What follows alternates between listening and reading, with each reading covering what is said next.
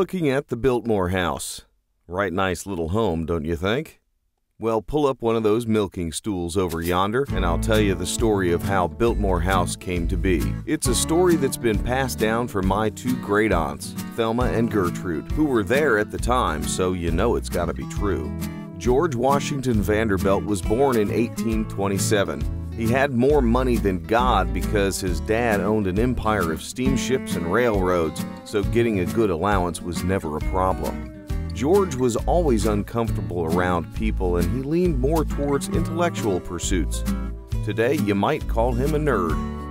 George loved to travel, and when he traveled, he liked to read. In fact, George had more books than most libraries, and he read every one. Fluent in 8 languages he was. This often posed a problem because he would travel with so many books that it tended to make the ships he traveled on ride too low in the water. You could always tell when George was aboard because even a little ripple would send water cascading over the railing, causing all the women to yank up their skirts. Of course, that might have been the real reason George traveled with a ton of books. On one of his many journeys, George traveled to western North Carolina, whereupon he spied the town of Asheville. George liked the town right away, and since he was terribly wealthy, he set about buying up so much land that it would take a man a week to travel by horseback around the estate. It would have taken women much longer because they would have to stop and shop at every store they passed. In 1889, George thought he would begin to build a little cabin in the mountains. So he went down to the train depot in Asheville and hired a bunch of men who were standing around discussing the new dude in the fancy clothes who had just arrived on his daddy's steam train. George promised these guys a decent wage if they would come help him build his little house. George wasn't married at the time, so he hired some big-shot architect from New York to design the place. Same guy who built the pedestal the Statue of Liberty is standing on today. George did plan on getting hitched someday, so he hired another guy to plan the gardens. He was smart enough to know that womanfolk liked flowers, so he figured he better put some in. Well, George enticed the men at the train depot to come work for him by promising them good wages, health benefits, and all the white lightning they could drink from old Ernie's still, but only after putting in a good day's work. Ernie was well known around these parts for making really good moonshine, and George took a liking to old Ernie. Being hillbillies, each man took a long swig from the jug that old Ernie always carried and trotted off after George.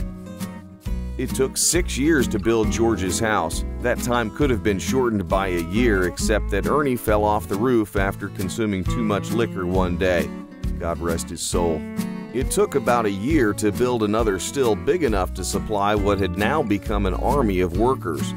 They buried old Ernie in an unmarked grave, and someone built a monument in Ernie's honor, but it has long since disappeared. George opened the house on Christmas Eve of 1895, and a real big shindig was held for everybody, including the workers. The whole town of Asheville was invited. As the town folks walked about the house, they marveled at the size of the rooms, the fancy grand staircase, the electric lights, and the elevators.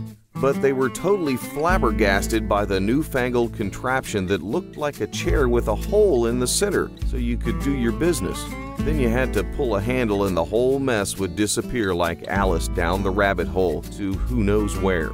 It was rumored that my great-aunt Thelma made a comment about how she felt sorry for the poor old fella at the receiving end of all that mess. George's new wife, Edith, who he had met on a ship crossing from Paris to New York, was the hostess. I heard that great-aunt Gertrude told Thelma that Edith sure found herself a real nice catch in George. I heard, too, that Aunt Thelma laughed and said she ain't never been that lucky. George and his lovely wife lived happily in their home until that fateful day in 1914, when George was rushed to the hospital for an emergency appendectomy.